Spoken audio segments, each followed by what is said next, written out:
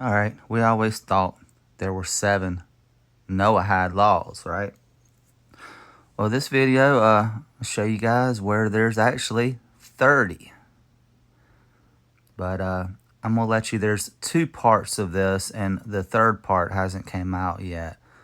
But in the third part, he's going to explain what all the 30 Noahide laws are individually. But I want to let you listen to a little bit of part 1 and then a little bit of part 2, and I'll leave the links to both of them. But this guy is delusional, and the crazy thing is there's so many professing Christians out there that are buying this. And just listen to a little bit of this. It's crazy. Tonight, we want to talk about a topic that is of very, very high significance and importance, the Noahide Laws, which is something that probably most people have heard of. There's a growing Noahide movement, and yet we don't know much about it. Like, where do the Noahide Laws come from? What are they for? Who are they for? I'm going to fast forward a little bit. There's one part in part 2 in particular that I want you to hear, but just going to go ahead a little bit. Are coming up. Can somebody join a Pesach Seder or a Chanukah candle lighting? All these questions, we have to know how to answer them. And it's specifically our obligation in this generation. There is 620.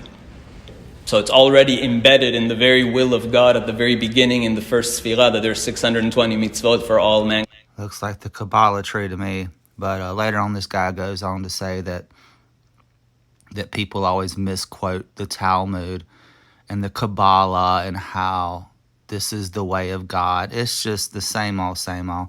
We all know what's going to happen. They're saying that people will seek God in the end times. But what he doesn't understand is that when God sets up his kingdom, that's when he's going to write his laws in his people's hearts. But this is a perfect setup for the Antichrist. You know, these people, when the Antichrist shows up, the Antichrist is going to enforce these Noahide laws. That's just my opinion, but it makes perfect sense. Jews and non-Jews together. And more than that, Kabbalistically, the Arizal, and even earlier, in some of the earliest mystical texts, like Sefer HaPliyah, it says, Ki cheshbon keter hu 620 amudei or, that keter represents 620 pillars of light. When we talk about the primordial light of creation, it shined with 620 pillars. Remember last week we mentioned the 32 paths of wisdom and the 50 gates of understanding? Lamed Bet. And all of this is about the oral laws. And none of this is in the Bible. None of it. Tivot Chochmah, 32 paths of wisdom in creation and 50 gates of understanding, Nun Sha'arei Binah. So the Arizal says something really beautiful. It says, Keter, we just said, is 620, has 620 lights. Chochmah is 32 paths. Binah is 50. I'm going to fast forward a little bit more of this one. There's one part in part 2 I do want you to listen to. 50. We're also Bnei Noach, right? We also descend from Noach. So we just have Noahide laws plus the rest of the 630. But yes, Jews are also obligated in all of the Noahide laws also. So first of all, where do the Noahide laws come from and what are they? So in Masechet Sanhedrin, the Gemara says, Tanu Rabbanan, Sheva mitzvot nitztavu b'nei Noach. So the Noahides, the children of Noach, which is all of mankind, right? Because Noach and his sons restarted the whole world, repopulated the world. So the whole world is obligated in 7 mitzvot. And what are they? Who knows? Let's list them off. Okay, that's the last one. Not tearing the limb of a live animal and consuming the limb of a live animal. Good. Okay, dinin, the laws, following civil laws. Murder, stealing. What else? Yeah, adultery and sexual immorality. And Idolatry, good. The first one is listed as dinin, which is civil laws. So a Noahide is expected to follow the law of the land wherever he lives. You're expected to be a good citizen and follow, assuming that We all know, he'll say it in a minute, but there's certain, if you break certain laws, there's a death penalty. And idolatry, I'm pretty sure, is one of them. And they believe there's one God, which that's the same thing we believe, but it's not Jesus. Their God is not our God. So you will fall under idolatry if you don't worship the Antichrist when he comes on the scene. Don't contradict the other laws, the other Noahide laws. But yes, you are expected to follow civil law and be a good citizen, whatever that means. Follow the speed signs and pay your taxes or whatever civil law requires, makes incantations. A me'onen is somebody who is essentially superstitious, from the word ona. Okay, I'm going to go to part 2. He's just going over just these laws so far, but it's more what he doesn't say than what he does say. But let me go to part 2. All right, listen to this. This is the part I wanted you to hear. I'll probably play about 10 minutes of it, but this is crazy. And this is where it proves the point. Continues. Ve'al yomar ben ha-nechar, and let not the foreigner, the nechar, the nochri, the Gentile foreigner say, do not say, hanilva el Hashem le'emor, havdel yavdileni Hashem me'al amo. Like, let not the foreigner think that, I'm not special like them. I can't do this. I'm different. This was only for the Jewish people, not for me. God is saying, no, don't say that. Even the Nochri, even the most foreign stranger should not say that. Ve'al yomar hasaris, hen ani etz yavesh. Let not the saris. Who's the saris? The castrated one. Remember, a sirus, we said, is one of the 30 Noahide laws. Here we go, and he's going to explain who the castrated one. What are they called? Eunuchs. Yeah, this guy totally just butchers scripture. They take it out of context big time. So there's actually a castrated person. There's actually an allusion here to the 30 Noahide laws, again, in the end of days, because one of the 30 Noahide laws is called sirus, castration. So let not the saris, the castrated one, or what's called a eunuch, let them not say, I have no hope, I'm a dry tree, etz yavesh. Saris, remember, there were eunuchs in ancient times. They would deliberately castrate boys and men for various reasons. It could be because they wanted them to protect, you wanted strong men to protect the royal women, but you also didn't want them to have affairs with the royal women. So they would castrate the men. Or they wanted them to be singers, and you had boys with nice voices, and they didn't want them to hit puberty and lose their nice voice, so they would castrate them. And so on. They still do that. That guy, Billy Corgan, for Smashing Pumpkins, he was castrated. And it's had something to do with his voice, but this is some sick stuff. Various reasons, there would be eunuchs in royal courts and kingdoms all over the world. And that's called a saris. And God is saying, even the sarisim have hope. Which is really, this puzzled me, actually. When I was putting this together a few weeks ago, I was thinking okay, Yeshayahu is looking ahead to the end of days. Who are the sarisim today? Who is this even talking about? So I didn't know. It was actually a mystery. We don't have eunuchs anymore. Not common anyways. It's not a thing that we see. And then somebody sent me an email just a few days. See if you guys can guess what he's talking about. What he's going to say in this email is there are modern day eunuchs. But I bet some of you can guess who he's talking about. Days ago. See, Hashem always sends you the answer. Somebody sent me an email just a few days ago and basically gave me this idea. And I asked their permission to share this anonymously.